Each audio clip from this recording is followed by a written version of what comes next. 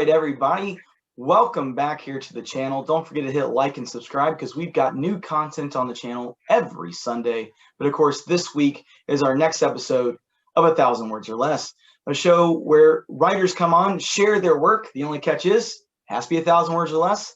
And I am really excited to introduce our guest this month. This is a songwriter, a poet, an all-around deep thinker, William Scruggs.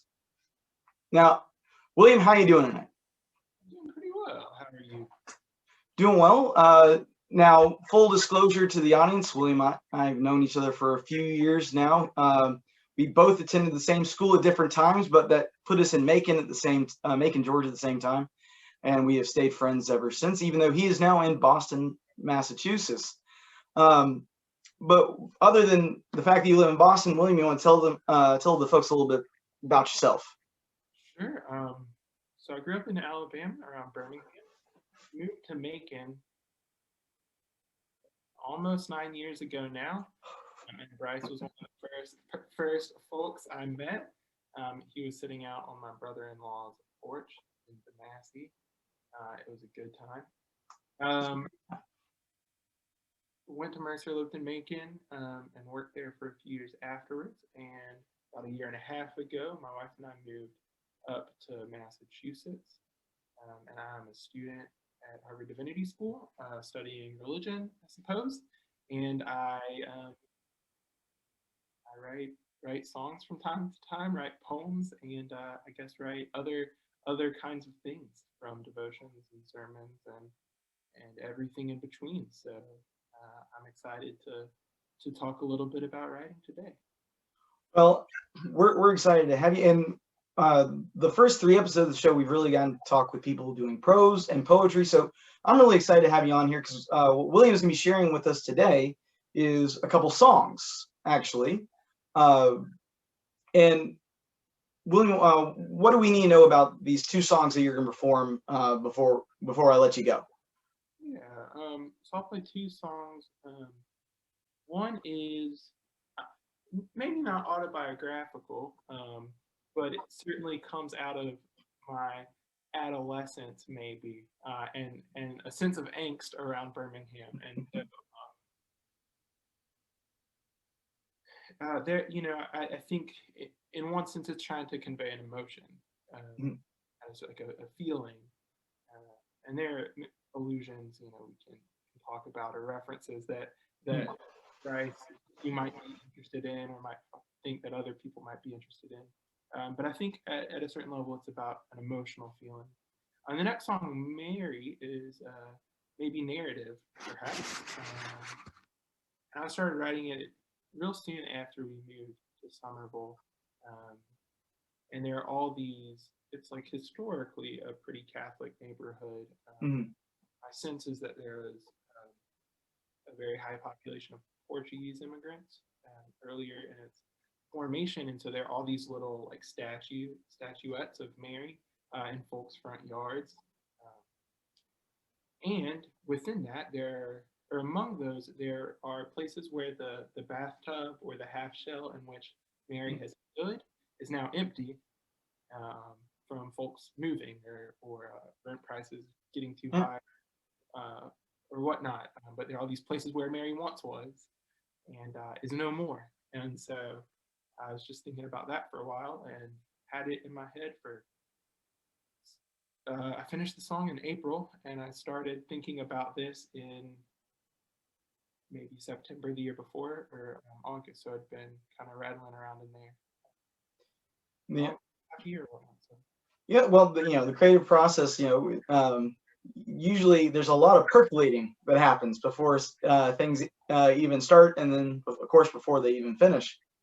So, all right, well, William is going to perform a couple of these songs for us, and then we're going to talk about his craft of songwriting and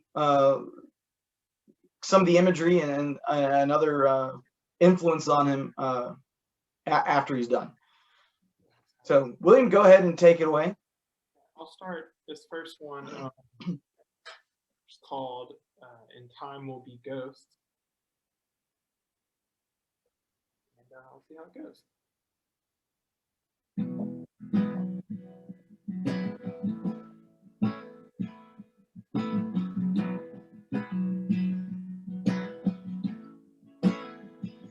fell in love with the stories all the older children told.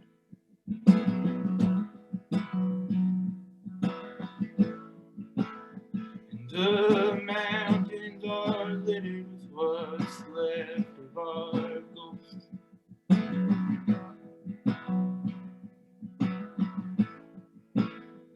They've been cut off from crypts filled with concrete steel.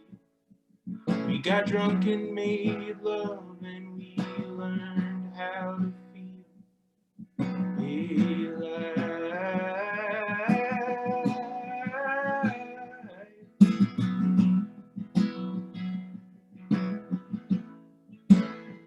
We sang hymns on Easter, but never had to feel.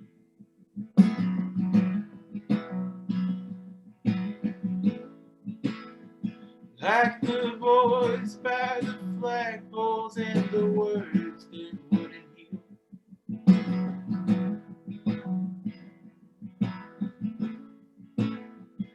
They lifted him up, he lost his power. We washed him down, but the wine went sour that night.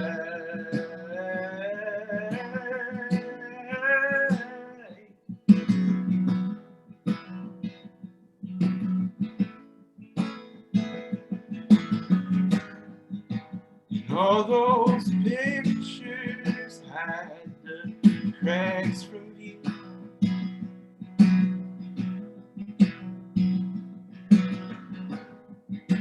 Sybil shone her blue light all over you.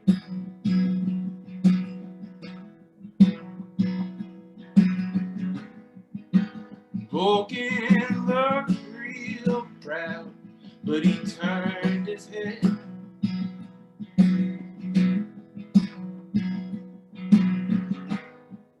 And the wrecks on Red Mountain had warned him how they kept secrets instead, so he wouldn't doubt.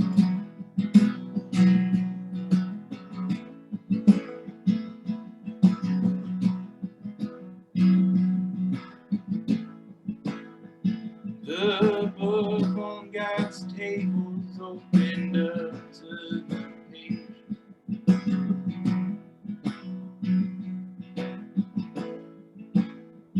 Where Thomas felt holes and he touched that age.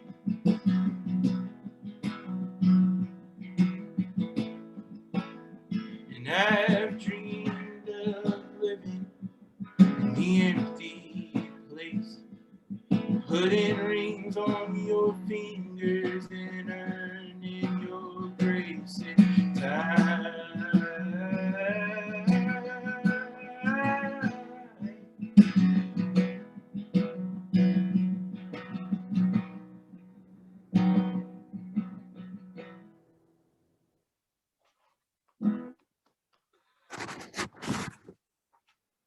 Now you got one other song for us called "Mary."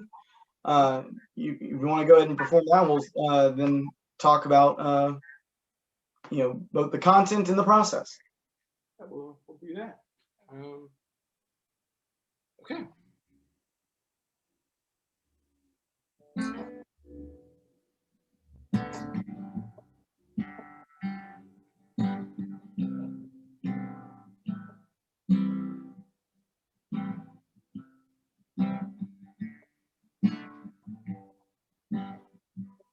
We lost our way in late November before the BP spill.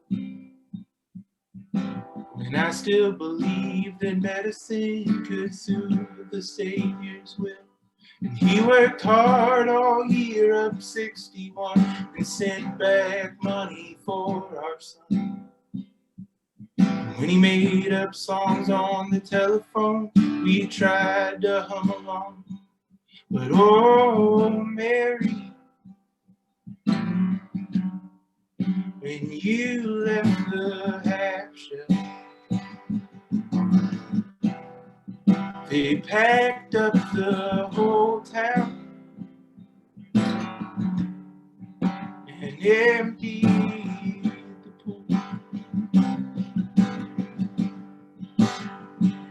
And I found a snakeskin in his closet and I put it in the box. Locked the door on the living room where my last hope was lost. And I bought grape cocoa, I bought cigarettes, just like I did before this day. For Captopril and coffee made by nurses on the floor. And oh, Mary, the men on the corner were playing the scratch-offs and praying to you.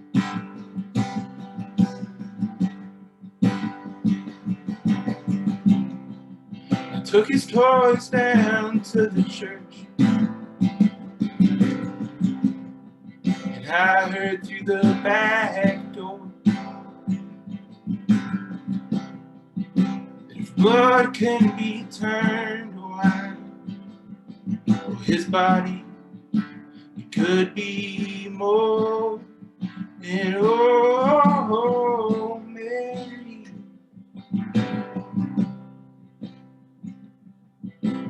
Mary,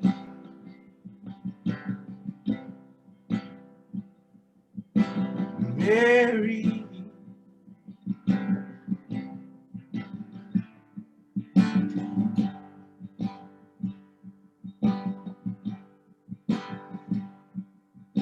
And when I cross the train tracks, I will look for the change. And we sat down to show him how his scars could be erased. And if I see his face through all the trash on this highway, oh, I'll never know if this mess is gone or here to stay. And oh, Mary, when you left the half shell, they packed up the whole town and emptied the pool.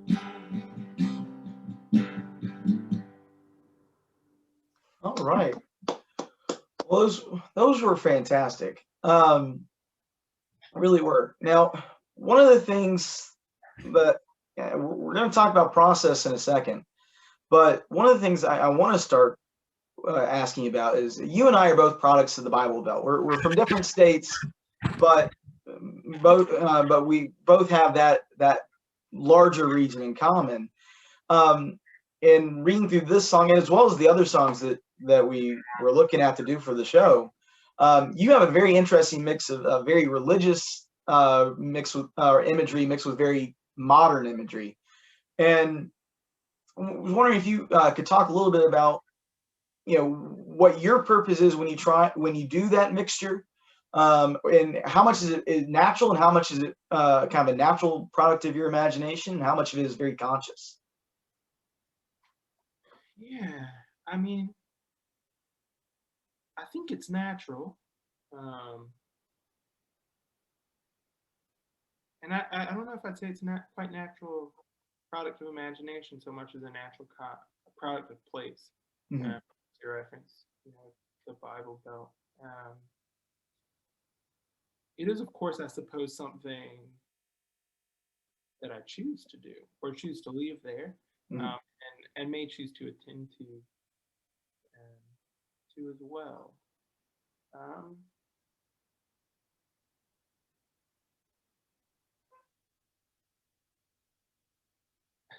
Sorry about the pause.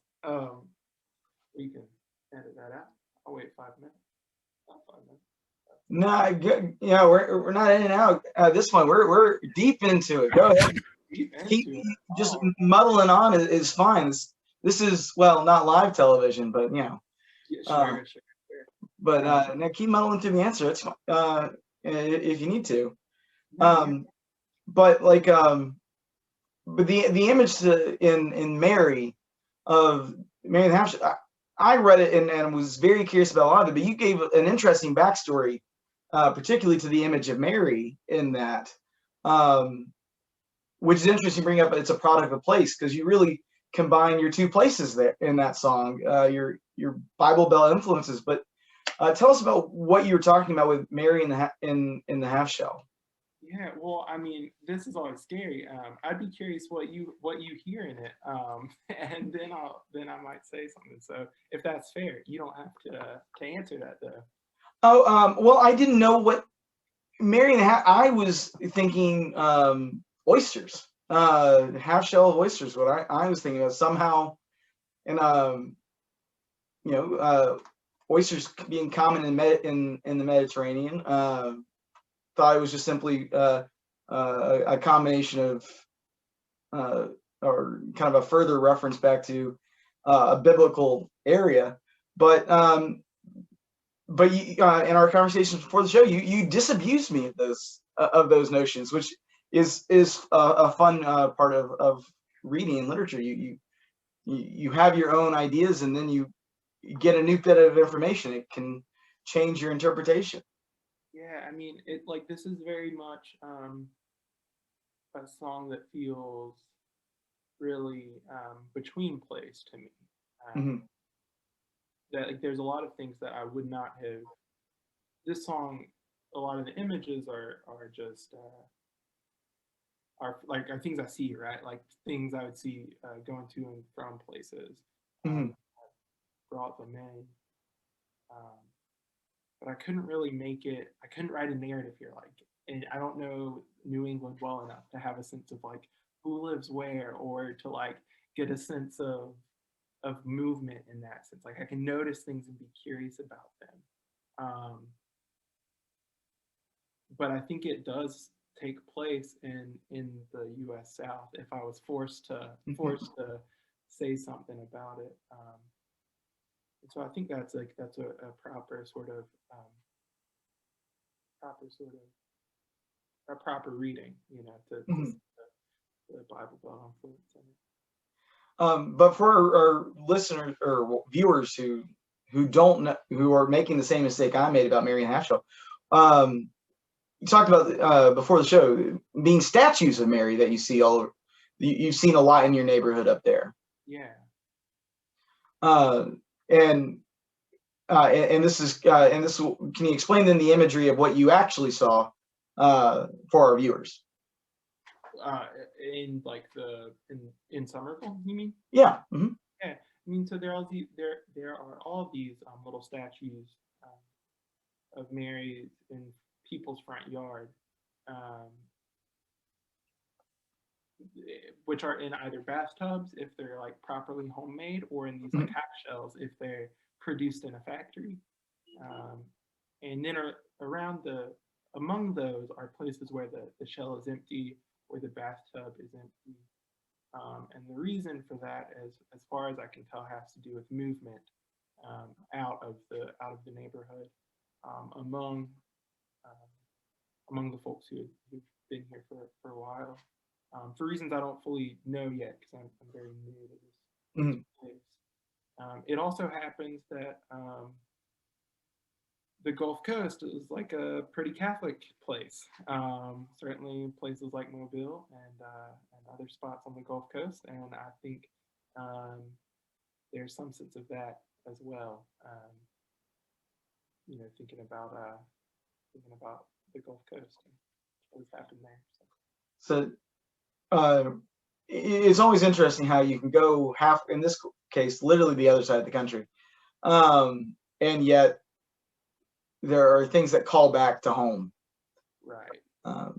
And now you said the other song you did was a little bit about angst and growing up around Birmingham. But I guess I'd like to go through this song, talk about process a little bit. Obviously, you said since it, is a little bit related to growing up Birmingham, you obviously have the very personal connection to the lyrics itself, for more than just because you wrote them. But and you're also a poet. So,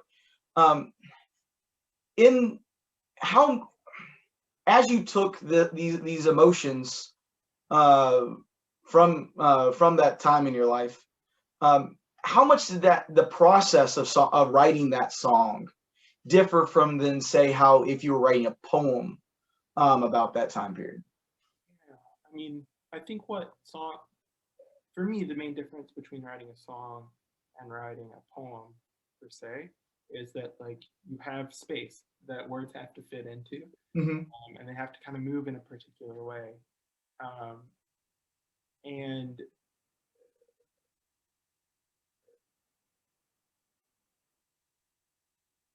you can't, I mean, it'll tell you if the words don't fit. The rhythmic and melodic kind of information.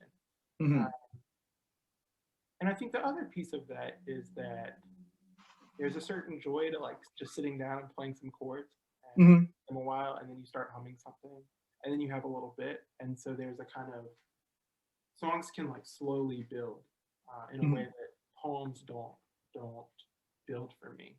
Mm-hmm. They kind of like come. They kind of have to like there has to be some kind of there's a spark that like pushes you or pushes me down the page. Mm-hmm. And they might build in editing, or they might get smaller in editing, or there's some movement there. Um, but the first spark is it feels a bit more fiery, Mm-hmm.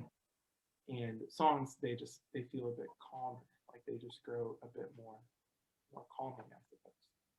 Now, what influences would you say, for songwriting? Um, do you have any? Because when we write prose, or when I write prose, um, I've done it long enough that I'm conscious of what influences are on my writing. Um, and sometimes I very purposely say, no, I'm letting this particular author come into this moment to create an effect. Do you have that with songwriting with particular artists where the germ of the song, something reminds you of, I don't know, Springsteen or someone like that, and instead of fighting it, you really intentionally become conscious of that influence and both um, embrace it, but also by being aware of it, you also keep yourself from just creating a pastiche. Yeah, I think that's a really good question. I mean, they're like I think certainly influences. I mean, yeah, listening to like Jason Isbell's record Southeastern just like lit a spark in a lot of ways, and it made sense, right? Like I feel like I'd been trying to write songs for a long time at that point, and it just never felt like it worked. And that record made me feel like you know that's really beautiful, and I can't do that, but like maybe I can, and I think that, and then there are a whole bunch of writers who do things that I think are really cool and Mm-hmm. are influential in that way. I think what often ends up happening with influences maybe is like I want to play like I'll like hit a point, and I think this is has to do with like forcing yourself to sit down and write regularly, Mm-hmm. and come up with something, because that's the thing that you say you do, right? Like because it's a crack, and at some point it's just like, well, I want to write a song that sounds like blank. Mm-hmm. Try to copy in some way. There's a band, His Golden Messenger. I don't know if you know them, um, but they play in a lot of open tunings, Mm-hmm. and so I'll like tune my guitar in that to that tuning to open D and write that way, and and that might be an influence, and it is really a desire to copy. But I think, there's something that comes through, which is, which is my own, even in that attempt. So. Yeah. No, as I said before, the interesting mix, when you get doing it long enough, you get the interesting mix of purposely using your influences, and yet somehow by the end it's still yours. And so yeah, it's part of the fun. And so like, you don't have a lot of time to copy, like to copy too much, or like it's very quick and then it's over. And so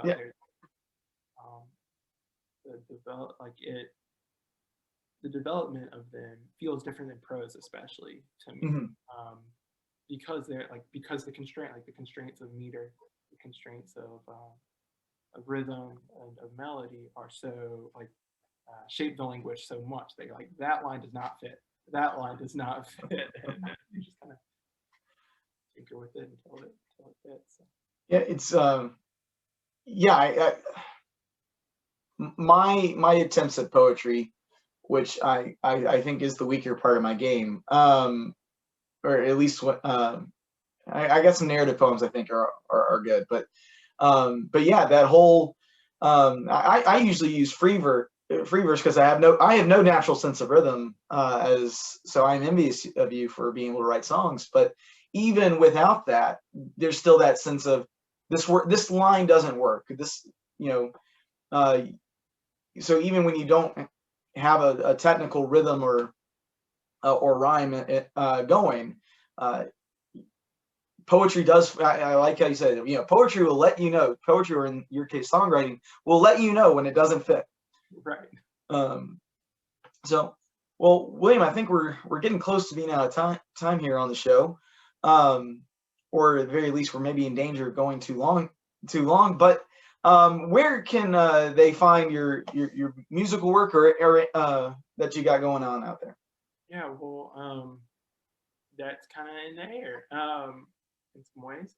Let's see.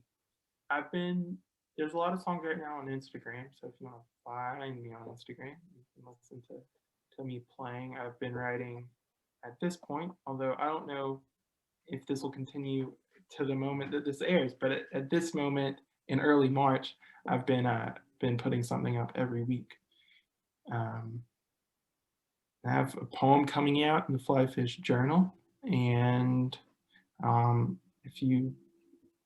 think that's mostly where it is. So. All right. Well, hopefully in a few months we'll have you come back on and we'll talk about the poem you got getting published. We'd love to have you back for that.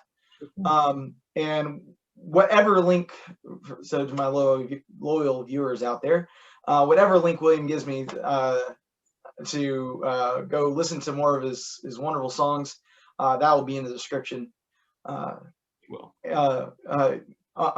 the video. So William, thank you so much for coming on. You may be in Massachusetts, but I always love talking to you, even though you're above the Mason-Dixon line now. We'll be boiled peanuts next time, and it'll be good. That is a wonderful idea to me. So everybody at home, thanks for joining us. Big thank you again to William Scruggs for joining us here today. Don't forget to hit like and subscribe. Remember, we have new videos here on the channel every Sunday. Y'all have a wonderful day, and we'll talk to you next time.